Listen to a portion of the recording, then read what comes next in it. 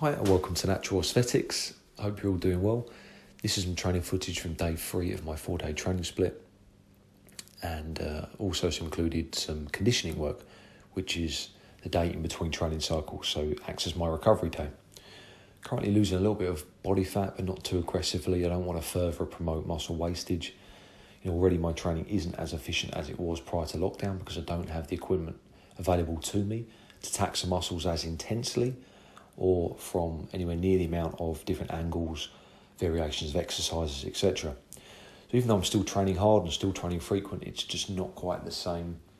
I find that leg and back training is especially difficult with limited equipment. I think shoulders and arms, it doesn't really pose much of an issue at all.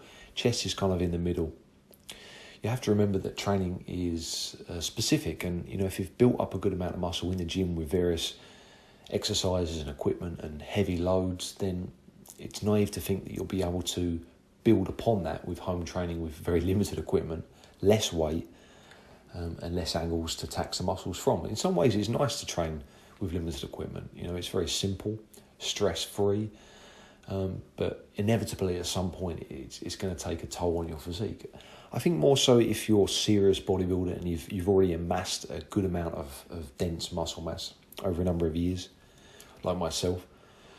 If you're someone that's just kind of dabbled in bodybuilding, is more into the fitness side, staying in shape, like a kind of a disco body, then it's not going to be as much of an issue because you can do loads of press-ups for your chest. It's going to be easy to kind of maintain that bulk. Arm training, you don't need much weight on. It's the back and legs that really poses the biggest issue, I think. That being said, you can still work on improving your conditioning, improving your stamina or endurance, your explosive power in some cases. You can get a little bit leaner, and you can very easily maintain the muscle that you do have for some time. The amount of work that you need to put in to maintain the muscle compared to actually building it is significantly lower. I tell my clients this all the time when they go on holiday. Just one session a week, if you can do it, will really slow down that regression of muscle mass and fitness to the point where you're barely even going to notice it that much. But if you don't have any training during that week, then you're going to go down a hell of a lot quicker. So you have to bear that in mind when you're doing home training. Try and do as much as you possibly can, even if it's just body weight. It's going to mean that when you come back to the gym, you're pretty damn close to where you were before. I just don't want to bullshit you like some YouTubers and claim you can build, big dense muscle as a natural with body weight circuits. They're good for you in many ways, but you're probably not going to get massive by doing them. And these YouTubers that say that are more likely using steroids to build the physique and gym in the first place, and then just using these videos as clickbait for views. It's much the same as this argument towards veganism for bodybuilding. Bodybuilders eat meat, eat flesh, sources of protein, build the muscle up, then switch to veganism and say, follow my food protocol, buy this, buy that.